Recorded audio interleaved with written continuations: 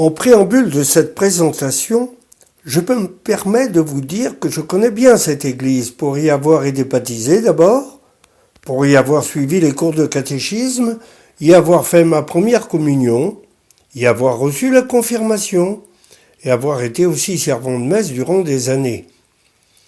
Puis, devenu maire de la commune, j'ai œuvré pour la restauration de cette église et de ses alentours de 1989 à 2008.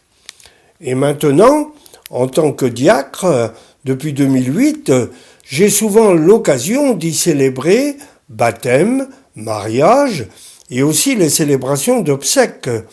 De plus, j'ai souvent eu l'occasion de présenter cette église et Saint-Thuriau à de nombreux groupes de visiteurs, jeunes et moins jeunes, et également des groupes étrangers. Ce qui frappe d'abord lorsqu'on arrive à Saint-Thuriau, c'est de découvrir cette église, trônant au milieu d'un grand espace au centre-bourg, en forme de triangle, avec au sud la route départementale en provenance de Pluméliau et Moustoir-en-Mingol, et au nord, les deux voies menant à Pontivy et à Noyal-Pontivy. Lorsqu'on est devant l'église, sur la place, on découvre au nord et d'un côté la mairie, ancienne école aussi, et de l'autre côté de la place, le bâtiment qui sert de cantine municipale et qui fut une salle de théâtre construite en 1930 par les paroissiens.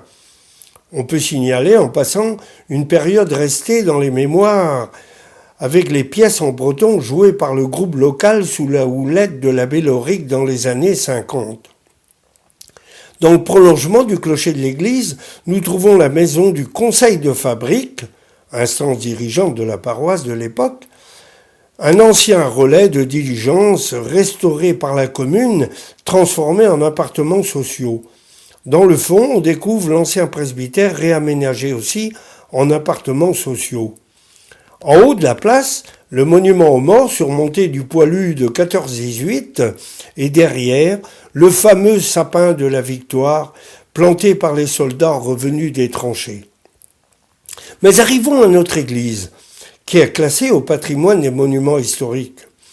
Lorsqu'on est devant, face à la porchette, on voit du premier coup d'œil qu'elle a été rallongée. En effet, de simples chapelles construites en 1620 par la famille de Lantivy du Reste, elles dépendaient de la grande paroisse de Noyal-Pontivy, comme Carrefour de Saint-Géran-Saint-Gonéry. La chapelle fut construite sur les restes d'une construction antérieure. Les seigneurs de l'époque dotèrent l'église d'un vaste terrain et d'une maison où résidait le prêtre vicaire. Ce n'est qu'en 1802 que Saint-Thuriau fut érigé en paroisse, à la suite du Concordat. Le territoire de la paroisse était à peu près le même qu'actuellement, avec en plus les villages de Quéropère et l'Estitut. Par contre, à l'époque, le Goisé, chapelle classée également, était en Pontivy, ainsi que le village de Signan. Le Goisé devint Turialais en 1867. Mais revenons à notre chapelle, qui s'avérerait à l'époque bien trop petite. Le clergé et les fidèles se lancent dans de grands travaux pour avoir une église qui réponde aux besoins de la population.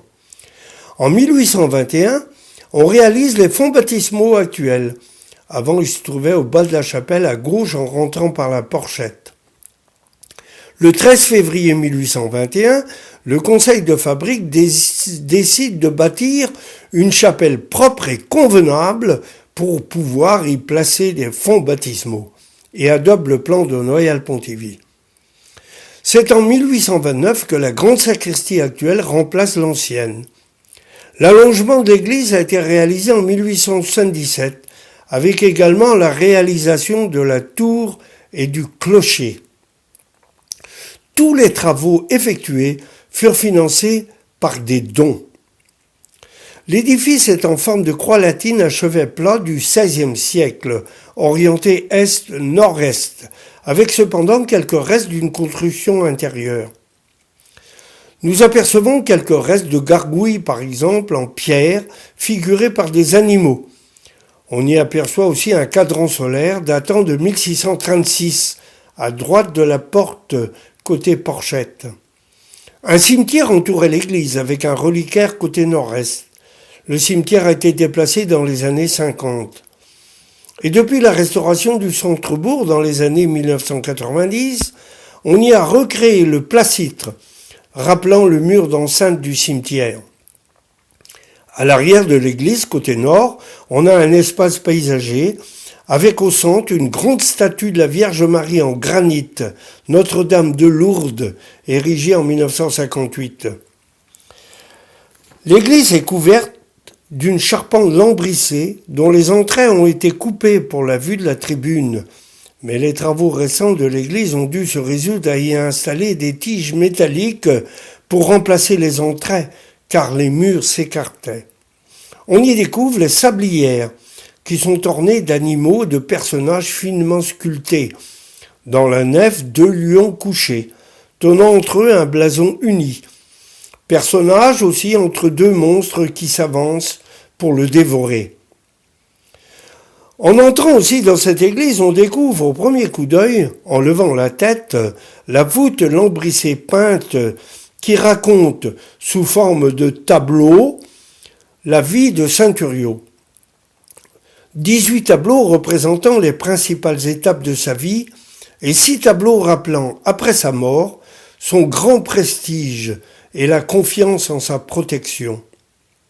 On ne sait pas exactement qui a peint ces tableaux, mais a priori, ces peintures actuelles ne seraient qu'une reproduction peu fidèle des peintures primitives d'une grande valeur exécutées par un peintre italien. Et la date de 1779 est inscrite sur le lambris. Ce sont des peintures naïves et ça nous rappelle un peu les bandes dessinées. C'est ce que j'aimais regarder quand j'étais tout petit dans cette église. Pendant la Révolution, les bleus soldats de la République, de passage à Saint-Thuriau, mécontents de la population, se vengèrent en brûlant dans leur chapelle chaises, bancs et autres bois. Presque tous les lambris furent noircis par la fumée et les peintures devenues invisibles. La tourmente passée, on fit venir un peintre pour les refaire telles qu'elles existent actuellement.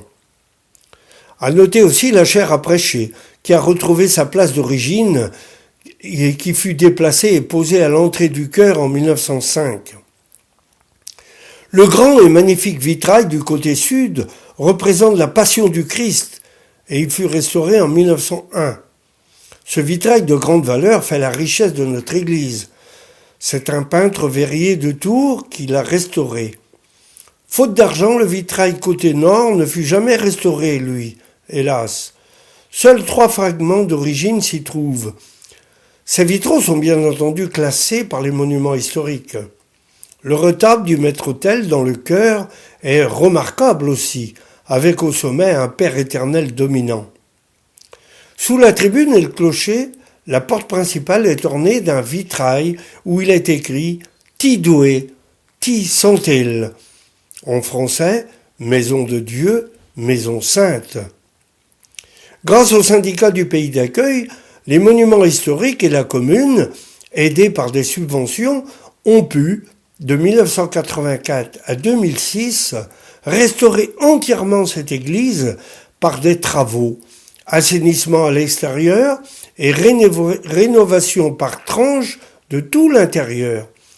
Le sol, la voûte, les retables de la Vierge du Rosaire côté nord, de Jean-Baptiste côté sud, et tout le maître-autel du chœur jusqu'au stal.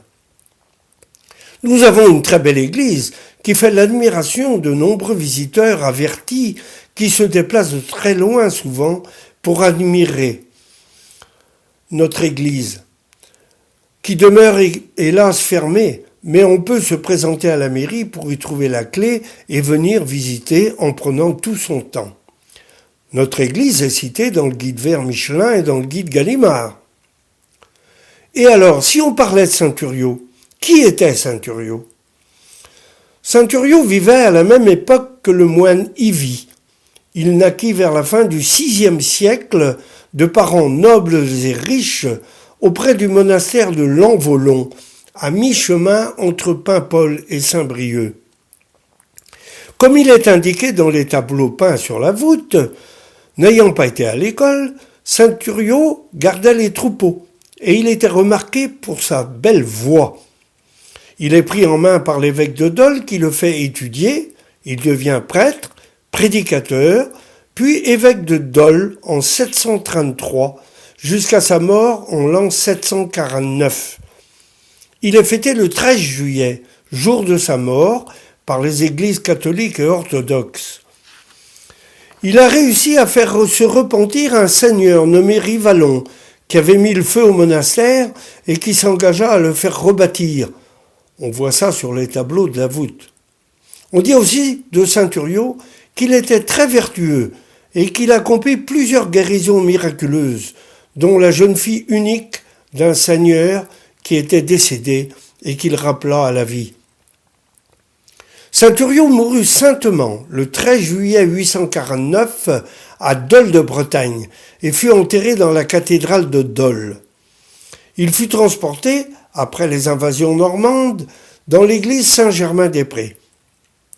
Le culte de Saint-Thuriau est très répandu en Bretagne. Plusieurs églises lui sont dédiées.